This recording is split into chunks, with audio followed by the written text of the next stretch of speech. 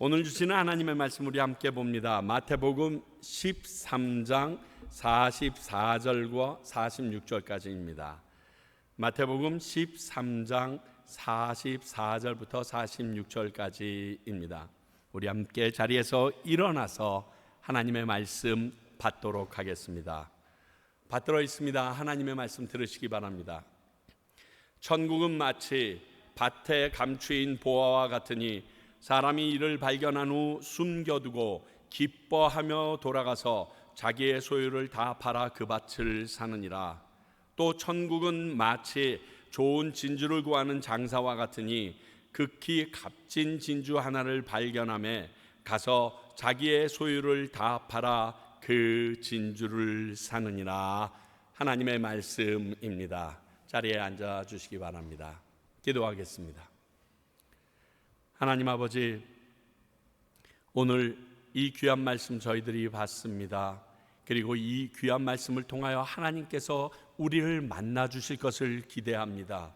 그리고 우리가 그 값진 진주와 값진 보화를 발견하는 시간이 되기를 소원합니다. 하나님의 섭리 안에 있는 일이고 하나님의 도움이 없이는 이것이 불가능하오니 아버지여, 성령님 이 시간 각 사람 가운데 역사하여 주시고 임재하여 주시사 지금 세상이나 나의 마음에 분주한 모든 것들을 내려놓고 오직 당신을 만날 그 기쁨에 저희들이 휩싸여 함께 드려지는 예배 될 수 있도록 지키시고 도와주시옵소서. 예수님 이름으로 기도하옵나이다. 아멘. 마태복음 13장에는 7개의 천국 비유가 나옵니다. 우리는 지난번까지 앞에 4개의 천국 비유에 대해서 함께 나누었습니다. 기억하시나요? 씨 뿌리는 비유, 다른 말로 4개 밭의 비유입니다. 두 번째는 가라지의 비유를 봤고요. 세 번째는 겨자씨의 비유를 봤고, 네 번째는 누룩의 비유를 저희들이 보았습니다.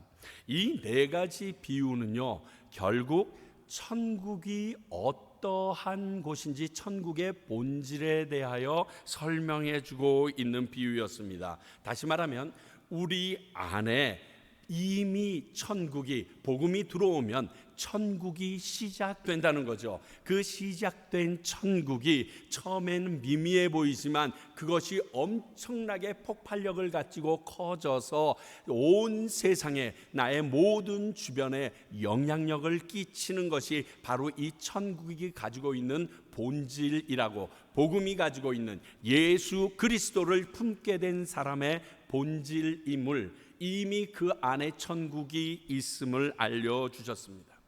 오늘부터는요, 이 천국을 우리가 어떻게 소유할 수 있는가에 대해서 하나하나 알려주시는 비유를 찾아보게 됩니다. 결국 우리가 말하는 천국이 이런 것이다 라고 얘기하는 세상에서의 모든 천국은요, 일부분일 수밖에 없습니다.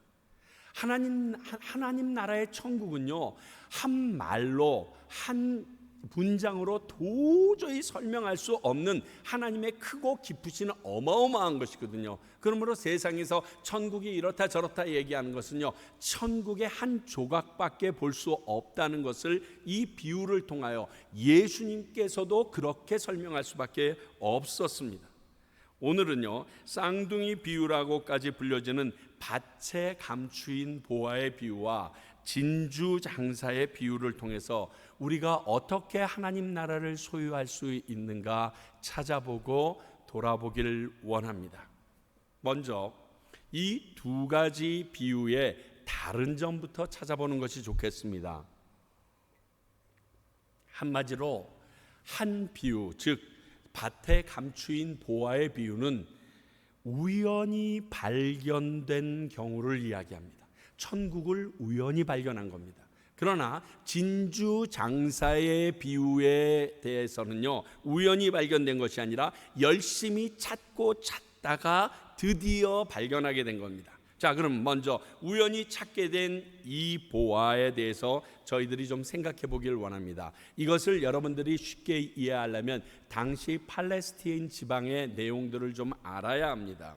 이 보화나 진주에 대한 얘기는요, 예수님 당시 그 지역에서 흔히 들을 수 있었던 이야기거리입니다. 예수님은 당시 흔히 떠도는 이야기거리로 하나님의 나라를 가르치고 계신 것입니다. 곧 당시 사람들이 친근하게 느끼며 잘 이해하는 소재를 택하여 하나님의 나라의 일면을 보여주신 것이에요. 그런데 저는 설교할 때 이게 참 약한 것 같습니다. 이번에 나가서 귀한 목사님들 설교를 많은 교회에서 듣게 됐는데, 와, 어쩌면 일상생활 속에서 그 귀한 말씀에 딱 맞는 비유를 찾아내는지 제가 좀 더 말씀을 위하여 기도에 전념해야겠다라는 생각이 들고 왔습니다. 그 당시에는요, 예수님 당시에는 전쟁이나 강도로부터 자신의 보물을 지키기 위하여 항아리에 보물을 담아서 땅속에 숨기곤 했습니다. 집에다가 두면요, 강도가 와서 혹시 적군들이 달겨들었을 때 빼앗길 수밖에 없거든요. 그러나 나만 알고 있는 그 밭에 숨겨두면 숨겨둔 사람만 알기 때문에 안전했습니다.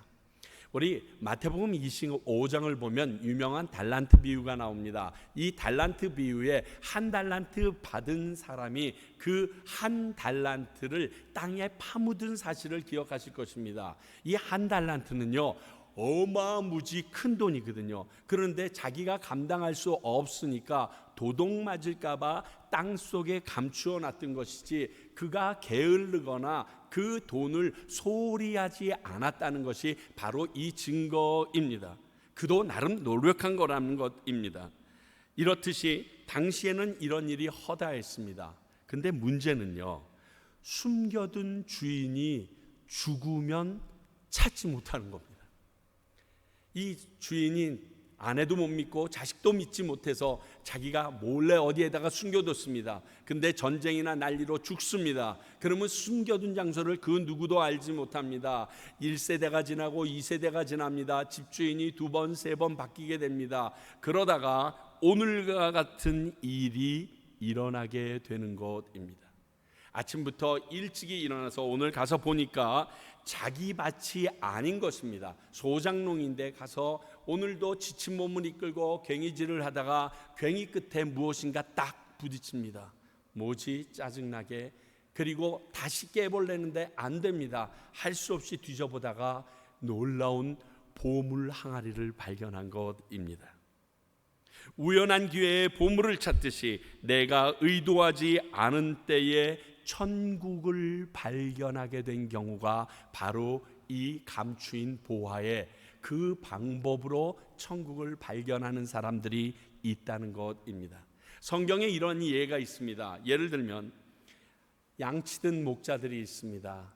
추운 저녁에 서로 껴안고 양틈에서 잠을 자고 있는데 갑자기 하늘이 환해지더니 천군 천사가 나타나서 그들에게 예수 그리스도가 태어난 곳을 알려줍니다. 그래서 역사상 제일 처음 뛰어가서 그 구유에 누인 아기 예수께 경배 드리는 사람, 이 목자들은요, 예수님을 만나고자 하거나 복음을 알고자 하거나 천국을 소유하고자 하는 노력이 없었습니다. 그런데 천사들로 인하여 천국을 소유하는 예수 그리스도를 만나게 됩니다. 우리가 잘 알고 있는 요한복음 4장에 한 여자가 있습니다. 그가 남편이 5이나 되기 때문에 대낮에 한 저녁에 서늘할 때 돌아다니지 못하여 땡볕이 찌는 한낮에 겨우 우물을 길러 나아갑니다. 그런데 그 우물을 길다가 그곳에 앉아 계신 예수님을 만납니다. 그리고 그 예수님과 대화 중에 그분이 오시마 약속하신 메시아인 것을 찾습니다. 그 가지고 있던 그 항아리를 내어 던지고 마을로 뛰어들어가서 예수 그리스도 아니 메시아를 만났다라고 전도하는 전도왕이 되어버립니다. 이런 것이 우연한 것입니다. 나는 사람들을 피하고 싶었습니다. 그리고 조용히 내 하고 싶은 일만 하고 그 부끄러운 삶을 계속 영유할 수밖에 없었습니다. 그런데 그날 그곳에서 예기치 못한 예수님을 만난 것입니다. 또 우리가 잘 알고 있는 사도 바울이 있습니다. 그는 그가 믿는 것이 맞다고 생각했습니다. 율법이 맞는 것이고 그가 자기에게 유익하다라고 여겼던 것을 위하여 달려왔습니다. 그래서 예수를 믿는 모든 사람들을 잡아 죽여야 하는 이단의 무리라고 생각하고 오늘도 열심히 뛰어 다메섹으로 달려가는데 화려히 큰 빛 가운데 예수님을 만납니다. 나는 네가 핍박하는 예수다. 그 순간 그는 넘어져 그 예수님을 받아들이게 되고 천국을 소유한 사람이 됩니다. 바울은요, 전혀 예수님을 만나고 싶지 않았습니다. 예수님을 믿고 싶지도 않았습니다. 그러나 하나님께서 직접 그를 찾아가셔서 예수님이 친히 그를 만나주신 사례가 이런 우연한 사례입니다. 그러면 우리가 살고 있는 현실에서는 어떠한 경우들이 있을까요? 어떤 자매가 너무 예쁩니다. 어떤 형제가 너무 멋집니다. 그래서 그 여자를, 그 남자를 사랑하게 되었습니다. 그런데 그 사랑했던 사람과 결혼하려고 했더니 이런 말을 합니다. 나랑 결혼하려면 교회에 다녀야 돼요. 그래서 할 수 없이 끌려다니듯이 교회에 다니기 시작합니다. 정말 가기 싫은 교회, 결혼해 보려고 다니다가 그곳에서 예수님을 만납니다. 놀라운 보화를 캐내어 가지게 됩니다. 열심히 대학을 마치고 취업 공부를 해서 좋은 회사에 취직했습니다. 그런데 그 회사의 사장님이 좀 신앙이 독특하신 분입니다. 그래서 매주 월요일마다 갑자기 회사에서 예배를 드리기 시작합니다.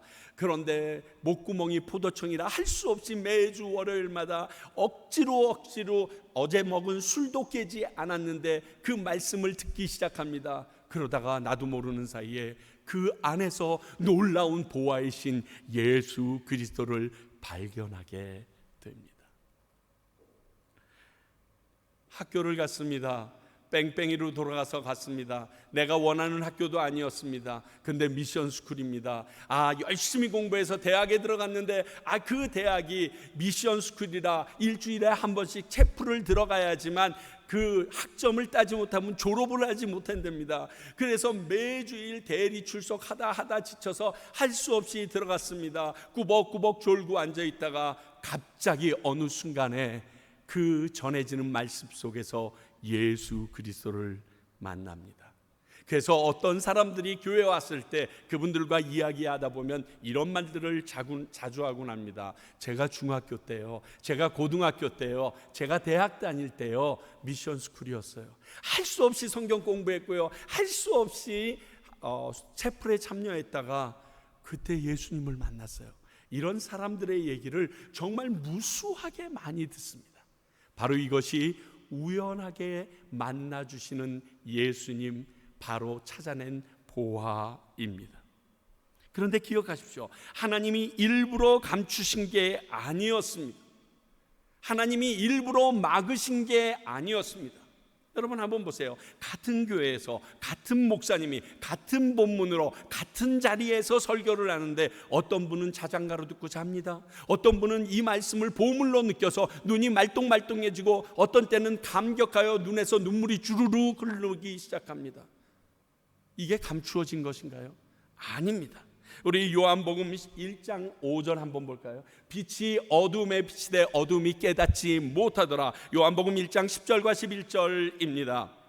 그가 세상에 계셨으며 세상은 그로 말미암아 지은 바 되었을 때 세상이 그를 알지 못하였고 자기 땅에 오매 자기 백성이 영접하지 아니하였더라. 예수님이 당연히 올 곳에 오셨어요. 내 땅에 왔습니다. 내 나라에 오셨습니다. 그리고 빛으로 그들에게 비춰줬는데 이 어두움 안에 있는 그의 백성들이 주인을, 빛을 알아보지 못하고 배척한 것입니다. 우리가 외면했던 것입니다. 그런데 하나님께서 다시금 발견하게 해주신 것이죠. 우리에게는 우연이었지만 하나님에게는 놀라운 계획이고 섭리셨습니다. 오랫동안 기다리고 준비하셨던 하나님의 섭리로운에서 우리 가운데 이러한 일이 일어난 것입니다. 그러나 우리는 무지하여 이 일을 우연으로 볼 수밖에 없는 것입니다. 예레미야서 1장 5절, 내가 너를 모태에 짓기 전에 너를 알았고 내가 배에서 나오기 전에 너를 성별하였고 너를 여러 나라의 선지자로 세웠노라 하시기로. 그렇습니다. 우리 하나님은요, 나를 이렇게 알고 계시고요, 나를 위해서 이러한 계획을 세우고 계시고 이러한 직분으로 하나님의 나라에 사용하려고 계획하신 섭리자이십니다. 그렇기 때문에 우리가 우연히 만난 것 같지만 하나님께서는 정말로 오래전부터 계획된 섭리 가운데 우리를 드디어 드러내신 것입니다. 이것을 깨달은 바울은 드디어 이렇게 고백합니다. 나의 나된 것은 다 하나님의 은혜라. 왜? 우연인 줄 알았더니 아니었거든요. 나중에 다시 한번 설교하겠지만 여러분, 이 은혜라는 단어를 정말 소중히 여기셔야 됩니다. 지난 새벽에도 제가 나눴지만요, 이 은혜라는 말은 다른 말로 바꾸면 하나님이 나와 같이 계시다는 증거입니다. 내게 필요한 것을 채워줄 수 있는 것은 하나님이 이 자리에 나의 필요를 보고 계시기 때문에 가능합니다. 나의 마음을 꿰뚫어 보셨기 때문에 가능합니다. 그 은혜였다는 것이에요. 나는 우연인 줄 알았는데 나의 모든 삶 가운데 그분이 쭉 따라오셨다는 겁니다. 나는 한국에서는 그렇게 못했는데 이 과테말라 땅까지 와서 보니까 하나님께서 쭉 섭리하여서 드디어 평강교회에 이르러서 예수 그리스도라는 보물을 찾을 수 있도록 하나님의 놀라운 계획과 섭리 가운데 내가 와 있더라는 것입니다. 그래서 나의 나된 것은 하나님의 은혜, 그가 나와 항상 함께 하셨기 때문에 있을 수 있는 일이라고 고백합니다. 또 다른 방법은요, 진주장수처럼 찾아 헤매다가 마침내 발견한 보물이 있습니다. 진주장사는 귀한 하나의 진주를 찾아 헤매다가 마침내 발견했는데, 이렇게 발견한 가치가 천국, 곧 다른 진주와 비길 수 없는 귀한 가치의 한 개의 진주인 예수 그리스도임을 말씀하고 있습니다. 마태복음 11장 12절, 세례 요한의 때부터 지금까지 천국은 침노를 당하나니 침노하는 자는 빼앗느니라. 마태복음 7장 7절과 8절, 구하라 그리하면 너희에게 주실 것이요 찾으라 그리하면 찾아낼 것이요 문을 두드리라 그리하면 너희에게 열릴 것이니 구하는 이마다 받을 것이요 찾는 이는 찾아낼 것이요 두드리는 이에게 열릴 것이니라.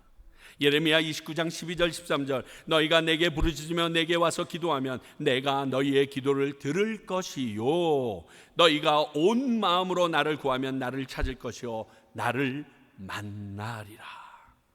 이렇게 찾고 찾다가 마침내 만나주신 예수님, 앞에서는 우연히 발견한 것과는 좀 불공평하게 느껴지는 노력이 있기는 했지만 이 또한 하나님의 섭리 안에 있습니다. 어떤 성품은 이런 모습으로 밖에 하나님을 만날 수 없고요, 어떤 성품의 소유자는 우연으로 가장된 하나님의 섭리로 만날 수밖에 없기 때문에 그렇습니다. 혹시 지금 이 교회 안에서 아직도 하나님을 만나지 못하신 분이 계실 수 있습니다. 나는 태어나 보니까 모태신앙입니다. 그래서 그 모태신앙에서 나는 당연히 예수님을 믿고 만났다고 경험했다라고 생각하고 쭉 살아왔는데 아직 내 마음에 아무런 확신이 없습니다. 그러나 어머니가 외치는, 아버지가 외치는, 형제들이 그 갈구하는 그 예수님은 꼭 살아있는 분 같은데 나는 아직 모르겠습니다. 한번 열심히 어렸을 때 수련회를 가서 무릎 꿇고 기도해봤지만 받지 못한 것 같습니다. 그런 분이 계시다면 내가 얼마나 진지하게 그분을 만나고 싶어 했는지 한번 돌아보십시오. 어떤 분이 그러시더라고요. 저희 교회 나오시죠 라고 얘기했더니 두렵대요. 그래서 뭐가 두려워요? 목사님 하시는 설교나 목사님 행동을 보니까 그 교회에 가면 올인해야 될 것 같다는 거예요. 빡셀 것 같다는 거예요. 신앙생활을 하다가 내가 세상에서 지금까지 즐기던 모든 것들을 다 포기해야 될 것 같아서 두려워서 못 나갔다고 얘기하세요. 그분은 예수님을 찾고 찾되 만나기는 원치 않았던 모습입니다. 우리가 아직까지 예수님을 만나지 못했다면, 그 한계의 놀라운 진주를 발견하지 못했다면, 어쩌면 이러한 마음 가운데 건성으로 교회에 와서 찾은 것은 아닌가 돌아보셔야 합니다. 지금 부르짖으십시오. 지금 구하십시오. 지금 찾으십시오. 약속대로 오늘 여러분 만나 주십니다. 오늘 여러분이 그 진주를 획득하게 됩니다. 자, 그렇다면 이 두 비유의 공통점은 무엇일까요? 이 두 비유를 통해서 예수님께서 말씀하시고자 하는 바는 너무 분명합니다. 천국은 이 세상에서 그 어떠한 것과도 비교할 수 없는 가장 귀한 가치를 지니고 있다는 사실입니다. 예수님을 찾아온 부자 청년을 재소환하게 됩니다. 왜냐하면 이 청년은요, 예수님의 가치와 자기가 지금까지 모아놓은 재물의 가치를 저울질하다가 결국 예수님의 가치를 포기하고 재물을 따라가서 그가 천국을 발견하지 못한 자이기 때문에 다시금 언급할 수밖에 없습니다. 자, 이 두 비유의 공통점 중에 가장 큰 것은 귀한 것이라는 것인데 엄청난 가치를 지녔다는 의미를 말합니다. 어느 정도 자기가 가지고 있는 모든 소유를 다 팔아도 아깝지 않을 정도.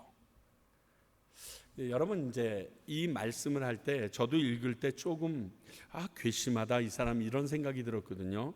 아니, 밭에서 보물을 구했으면 정부에다가 갖다를 주거나 주인에게 줘서 좀 이렇게 해야 되지. 이건 지금 우리가 예수님 당시의 팔레스틴 법을 몰라서 그렇습니다. 예수님 당시의 팔레스틴 법을 보니까 이렇게 우연히 발견된 보물은 발견한 사람 몫입니다. 그래서 두 사람이 발견하면 칼부림이 나서 싸움이 일어나기도 합니다. 그런데 내가 이것을 발견한 장소가 내 소유의 땅이 아니면 그 소유의 주인에게 발견한 것의 반을 내어줘야 합니다. 2분의 1, 2분의 1을 나누어야 합니다. 그러므로 지금 이 농부가 괭이질 하다가 발견한 이 보물에 대하여 이렇게 행동한 것은 전혀 법적으로나 도덕적으로나 윤리적으로 전혀 잘못된 것이 아니라는 것을 우리 알고 오늘 이 말씀을 접근해야 합니다. 그렇습니다. 천국은 감히 세상의 물질과 비교할 수 없는 것입니다. 그도 열심히 일한 것이 나름 무엇인가 모으고 자녀들을 양육하기 위하여 필요한 것들을 잔뜩 모아놨을 것입니다. 쌓아놓았을 것입니다. 그런데 이 보물을 발견하고 나니까 지금까지 내가 노력해서 쌓아놨던 모든 것들이 가치가 없습니다. 다 팔아치워도 됩니다. 다 없어져도 됩니다. 이것만 있다면 바로 이것이 천국이 가지고 있는 가치입니다. 세상 물질과 비교할 수 없는 것입니다. 또 진주장사의 비유를 보면 절대적 가치를 가지고 있다라는 의미도 있는 것 같습니다. 진주는요, 지금처럼 양식 진주가 아니었을 때, 양식 진주 때도 마찬가지지만 이 진주 그 자체가 완벽한 가치를 갖고 있습니다. 왜냐하면 진주는 가공하는 게 아닙니다. 깎거나 이럴 수 있는 게 아닙니다. 그저 조개 입을 벌려서 그 안에서 나오는 그 모양 그대로 영롱한 색채를 가지고 있고 그 크기와 그 아름다운 색깔을 통하여서 값어치가 결정되는 것이지 그것을 다이아몬드처럼 금처럼 재련할 수 있는 것이 전혀 아니기 때문에 그렇습니다. 이미 이 진주 장수는 여러 개의 진주, 귀하다는 많은 진주를 소유하고 있었을 것입니다. 그런데 오늘 발견한 이 진주는 지금껏 자신이 소유한 모든 진주를 다 팔아서라도, 여러 개, 어쩌면 수십 개의 진주를 다 팔아서라도 소유해야 될, 오늘 본문 말씀 보니까 극히 값진 진주 하나였다는 거예요. 여러 개가 아니에요. 얼마나 큰지 몰라요. 그런데 그 값진 것이 내가 지금까지 소유했던, 내가 노력했던 모든 것을 다 팔아도 아깝지 않은 극히 값진 진주 단 한 개였다는 사실, 이것을 통하여 이것이 절대적인 가치를 가지고 있는 것이 천국이구나 알 수 있습니다. 주 예수보다도 귀한 것은 없네. 이 세상 부귀와 이 세상 명예와 이 세상 행복과 바꿀 수 없네. 정말 바꿀 수가 없는 게 바로 그 진주 예수 그리스도였어요. 세상 즐거움 다 버리고 세상 자랑 다 버렸네. 저절로 이 찬양이 터져나올 수밖에 없는 것이 그 예수 그리스도가 어떤 분인지 경험하고 만났을 때 일어나는 일이라는 것입니다. 유혹과 핍박이 몰려와도 나는 예수님 뺏기지 않아. 이 가치를 가진 것이 내 목숨을 내어주더라도 이것만은 빼앗기지 않을 거야 하는 존재가 천국 그 자체이신 예수 그리스도이십니다. 바로 천국은 이러한 가치를 지닌 귀한 것입니다. 그렇다면 이 보물을 발견한 사람은 이전과 똑같은 삶을 살 수 있을까요? 그럴 수 없습니다. 오늘 성경은 말을 합니다. 이를 발견한 후 숨겨두고 기뻐하며 돌아갑니다. 걷는지 뛰는지 모릅니다. 나는지도 모르겠습니다. 솜털 위를 걷는 것 같습니다. 말로 형용할 수가 없습니다. 주체할 수 없는 넘치는 기쁨과 행복을 지니고 살아가게 됩니다. 여러분, 아직 밭을 사지도 않았습니다. 그래서 그 밭 안에서 내가 봤던 그 보물을 캐어내지도 않았습니다. 그 밭 안에 보물이 있다는 사실을 보기만 했는데도 그 사람의 삶은 달라집니다. 여러분, 로또 사보셨어요? 과테말라에도 로또가 있나요? 저는요 이번에 한번 사봤습니다. 여러 가지 생각이 있어서 하나 사봤는데, 로또의 행복은요 당첨될 때도 있겠지만 로또에 당첨하는 그 날까지, 발표하는 날까지가 이거 아주 묘한 소망이라고 말하기는 뭐하지만 기대감과 야릇한 흥분과 행복감이 있더라고요. 그냥 그 1, 2불짜리 로또를 주머니에 하나 딱 넣었는데 갑자기 별의별 상상이 내 머리에 있어서 쫙 터집니다. 기대에 부풉니다. 자, 가면 교회 차를 사야지, 피아노도 사고, 옆에 교회도 내가 다 도와서 2군데 교회 지어주고, 참 이것도 해주고 저기도 저거 하고, 우리 선교지에 뭐 하고, 뭐 어마어마합니다. 뭐 밤에 잠을 자는데 잠을 요만큼밖에 못 자도 안 피곤합니다. 여러분, 이렇게 되는 건요 중증 망상증으로 병원에 가야 됩니다. 그런데 당첨 가능성이 거의 없는 로또 하나를 가지고도 이러한 기대감으로 내가 부풀어서 자신감에 살 수 있다면 진짜 값진 보화를 발견한 사람은 어떻게 살겠어요? 어떤 모습이겠어요? 오늘도 할 수 없이 어깨에 괭이 하나를 메고 힘들게 넥타이를 메고 정말 한국 같으면 그 지하철 속을 억지로 누비면서 오늘도 권총의 그 테러의 위험 가운데 된 새벽부터 차를 몰고 과테말라 땅을 누비는 여러분들이요, 그렇게 지치고 지쳤던 여러분들이 얼마나 달라질 것 같습니까? 말도 못하는 것입니다. 상상할 수 없는 것이 우리에게 옵니다. 그리고 그것으로 인하여 내 마음은 든든해집니다. 강해집니다. 그렇습니다. 이 보물을 발견한 순간부터 그 사람은 삶과 행동과 말이 바뀌어버립니다. 기쁨이 충만합니다. 두려움이 사라집니다. 걱정은 당연히 떠나갑니다. 삶에 대한 자세도 달라집니다. 거기다가요, 어떠한 비난과 조롱, 핍박에도 마음의 기쁨을 빼앗기지 않습니다. 마음대로 해. 빚쟁이들이 확 몰려들었습니다. 빨간 딱지 붙이고 머리를 주워 박습니다. 그리고 자식들에게 못난 소리를 합니다. 근데 주워 맞으면서도 혼자 웃습니다. 그래, 마음대로 해봐라. 내일이면 너 죽었다. 그냥 내 안에서는 그래 마음대로 해봐. 그래, 너 하고 싶은 대로 해봐.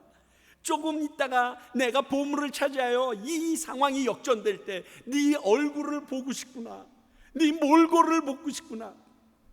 핍박과 조롱이 몰려오는데 히덕거립니다. 꼭 미친 사람 같습니다. 천국을 발견한 사람은 이렇습니다. 예수님을 처음 만난 사람, 복음을 처음 접하고 그 복음 안에서 예수 그리스도를 발견하고 경험한 사람은 꼭 미친 사람 같습니다. 갑자기 그 다음날 아침부터 안 하던 짓을 합니다. 성경책과 그리고 전도지를 주머니에 안고 자기가 비난했던 지하철로 가서 전도지 나눠주던 사람과 똑같은 모습으로 전도지를 나눠주고 있습니다. 지나가면서 사람들마다 붙잡고 예수 믿으시냐고, 예수 믿으면 좋다고 얘기하기 시작합니다.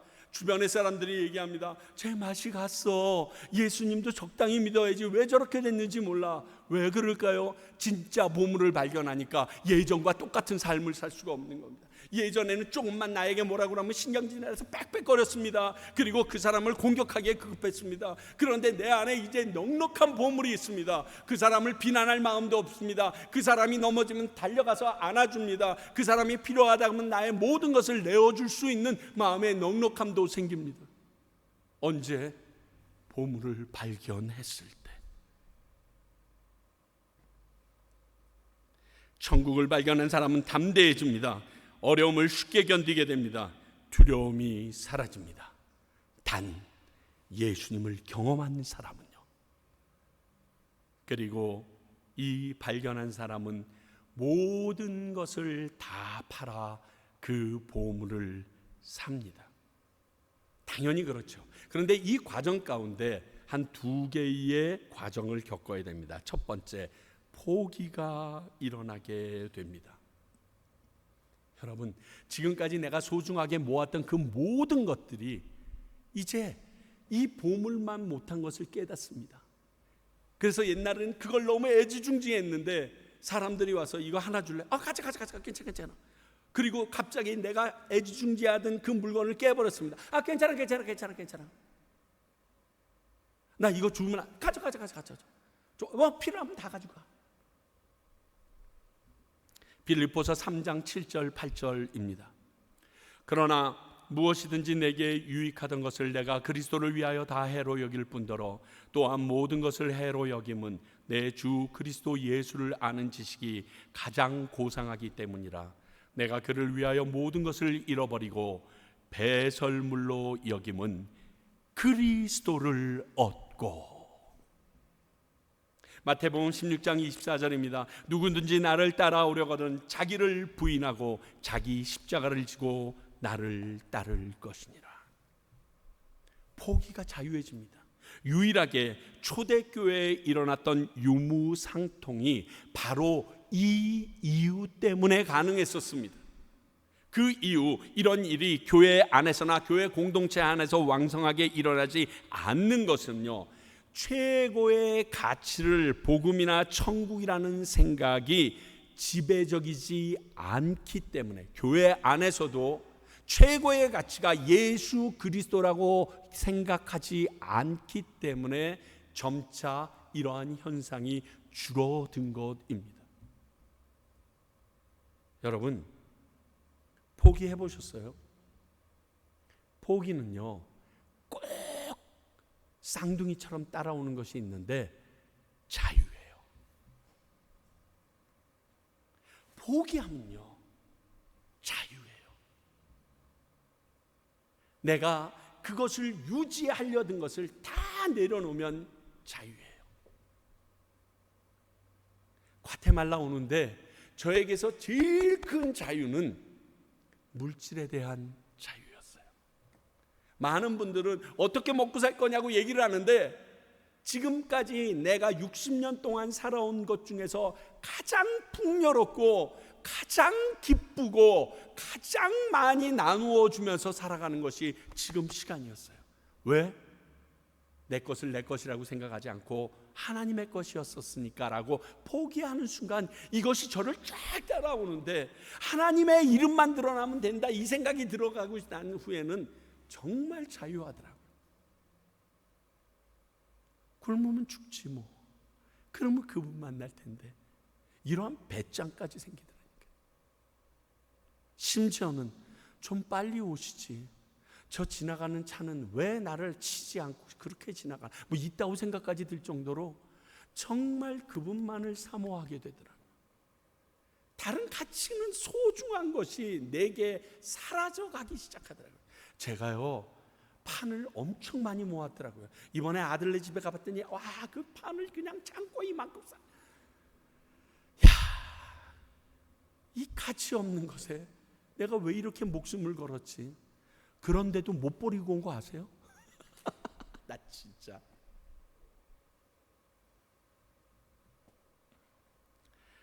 사람들이 왜 선을 행하고 봉사하고 희생하기 힘든 줄 아세요?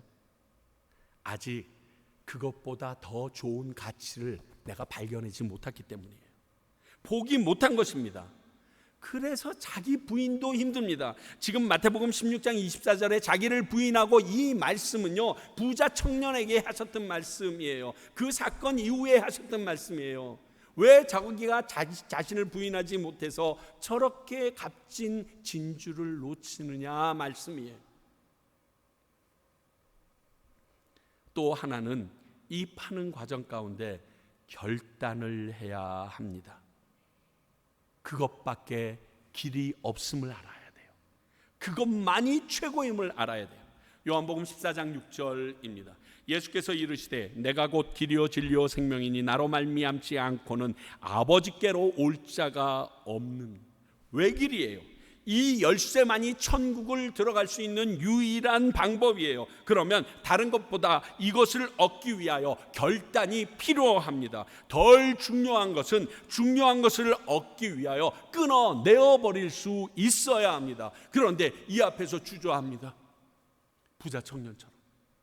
뭐가 더 중요한지 아직도 모릅니다. 왜 모를까요? 경험 안 해봤거든요. 못 만나봤거든요.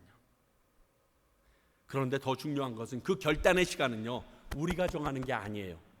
그 결단의 시간은 하나님이 정하십니다.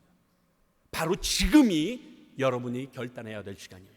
고린도후서 6장 2절 이르시되 내가 은혜 베풀 때에 너희에게 듣고 구원의 날에 너를 도왔다 하셨으니 보라 지금은 은혜 받을 만한 때요, 보라 지금은 구원의 날이로다.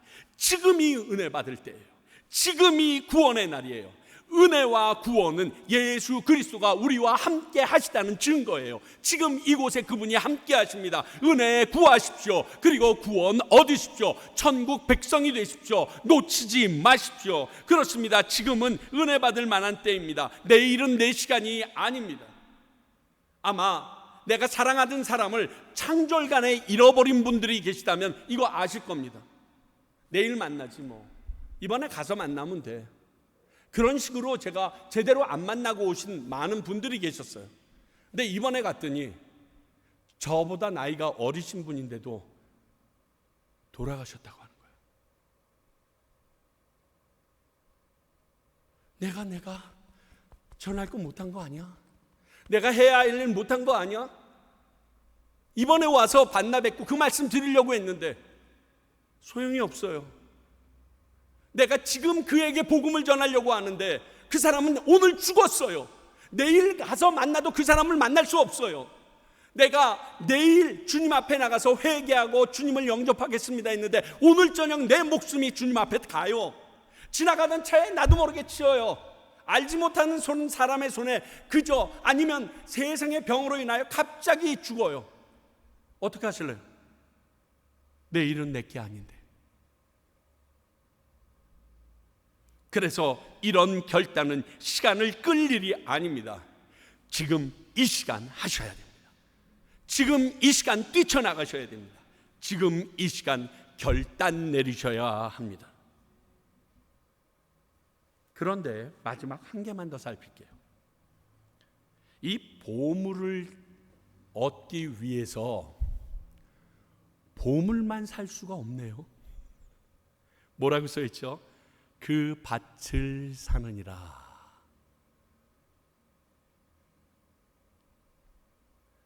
내가 원하는 보물을 수여하기 위해서는 그 보물이 묻혀 있는, 어쩌면 그 보물을 내가 소유하고 나면 전혀 쓸데없어 보이는 땅들도 다 사야 돼요.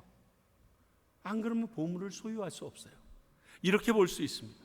예수님 때문에 그 보물을 소유하기 위하여, 천국을 소유하기 위하여, 예수님을 소유하기 위하여 불필요해 보이는 사람들과의 관계 속에 있어야 합니다. 만나기 싫은 사람이 있습니다. 함께 동역하거나 교회에 앉아있기도 싫은 사람이 있습니다. 그러나 그 사람과 함께 가야만 합니다. 성경은 말했습니다. 가라지와 알곡이 주님이 오시는 그날까지 함께 있게 내버려 둔다고. 누구를 위해서일까요? 나를 위해서입니다. 하나님은 그 존재가 내가 천국을 소유하는데, 그 보물을 소유하는데 가치가 없고 필요 없는 관계인 줄 알고 계십니다. 모든 것을 아십니다. 그런데도 내게 허락하신 지체입니다. 그러면 무슨 뜻일까요? 내가 보물을 소유하는데 내게 유익한 존재이기에 내 옆에 남겨두었다라고 믿으셔야 합니다. 우리가 천국을 소유하는데 꼭 필요한 존재이기에 내 옆에 붙여 놓으셨습니다. 왜? 참새 한 마리가 팔리는 것도 하나님이 허락하셔야 된다며. 또 이 천국을, 예수 그리스도를 소유하기 위해서는 불필요해 보이는 조직 안에서 있을 필요가 있습니다. 교회 안에 참 많은 조직들이 있습니다. 또 왜 이렇게 예배가 많습니까? 주일날 한 번만 예배 드리면 됐지. 수요 예배, 거기다 1:1 성경 공부, 구역 모임에 선생님도 하라 그러죠. 거기다가 부엌 봉사도 요구합니다. 그리고 회의는 왜 이렇게 많은지 회의가 일어납니다. 그런데 그것이 우리에게 천국을 소유하는데 필요한 요소들이라 함께 묻어두셨습니다. 그것들과 더불어 보아가 그 안에 있기 때문입니다. 여러분, 다시 말씀드립니다. 하나님의 말씀과 하나님의 방법은 이해하지 말고 믿고 순종하십시오. 성경은요, 이해하려고 만든 책이 아닙니다. 이해가 안 되기 때문에 그분은 신이시고, 이해가 안 되기 때문에 믿고 순종해야 하는 겁니다. 저렇게 비논리적이고 이성적이지 못하다고요? 이성적이지 못한 일들이 일어났을 때는 왜 여러분들 가만히 있습니까? 정말 이 땅 가운데서 저 사람은 정말 오래오래 살고 많은 선한 일을 해야 돼 하는 사람이 일찍 죽었을 때 여러분도 모르게 탄식이 나오죠. 그걸 이해하실 수 있겠어요? 아니, 다 차지합시다. 저번에 말한 것처럼 내가 어떤 사람을 사랑하기 시작해. 근데 그 사랑하는데 시간이 마냥 들어가도 상관이 없어. 얼마나 이성적인데, 시간은 돈이야 이랬던 사람인데 사랑을 하기 시작하니까요, 그 사람과 같이 있는 시간이면 그저 할렐루야예요. 내 휴가를 다 써버려도 그냥 같이만 있으면 좋아요. 그거 뭐로 설명할래요? 이성으로 설명이 돼요? 세상에는 이성으로 설명 안 되는 것이 더 많아요. 그리고 전능하신 하나님은 이성으로 설명할 수가 없어요. 어떻게 설명해요? 내가 테슬라 만든 그 인생을 도저히 이해하지 못하겠는데, 내가 그걸 이해했었다면 내가 지금 그 자리에 앉아 있었겠죠. 그거랑 똑같은 거예요. 그런데 그 하나님을, 사랑하는 성도 여러분, 이렇게 우리가 천국을 소유하는 일이 전적인 하나님의 은혜와 섭리에 있다는 것을 우리는 알았습니다. 그리고 그 섭리와 은혜로 베풀어 주신 그 은혜 입은 우리들은 하나님의 요구하시는 바대로 그분을 믿고 찾고 갈구해야 될 필요가 있는 것입니다. 사랑하는 성도 여러분, 보물 뺏기지 마세요. 보물 꼭 찾으세요. 꼭 움켜쥐세요. 그것이 지금 이 시간입니다. 기도하겠습니다.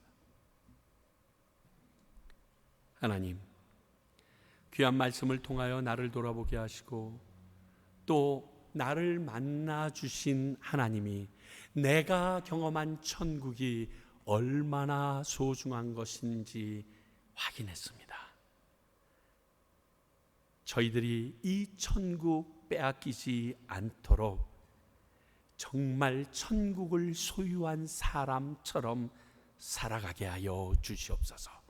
예수님 이름으로 기도하옵나이다. 아멘.